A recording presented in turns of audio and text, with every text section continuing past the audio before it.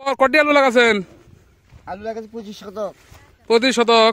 কিরকম আলু আছে? আলু আছে, খুব ভালো আলু আছে, বাম্পার আলু আছে। দাম কেঙ্কা? দাম এখন চলতেছে তো 450-400 টাকা।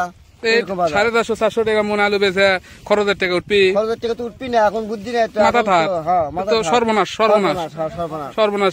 4000-5000 টাকা মন বিচুন কিনে, সার কিনে, তো ওটার কঠিন। হ্যাঁ, এটা কঠিন নিত। এলা কি করালে এখন? সরকারের কি করা উচিত এখন? সরকার এখন ব্যবস্থা করা উচিত, যে সরকার এখন কৃষকের মুখে এখন গুরুত্ব দেখা উচিত, যে কি করলে কৃষক দুটো পয়সা পাবি, এই ব্যবস্থা করো। সারের দাম বেশি, কীটনাশকের দাম বেশি, আলুর বিচনের দাম বেশি, তাহলে তো ভর্তুকি দিচ্ছে না সরকার। না, সরকার ব্যবস্থা করা লাগবে বাবা।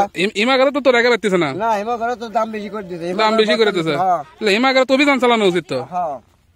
তো প্রিয় দর্শক, শুনতেছেন প্রান্তিক যারা জমি চাষ করছে আলুর গৃহস্থ, তাদের থেকে আমি ওপিনিয়ন দিলাম।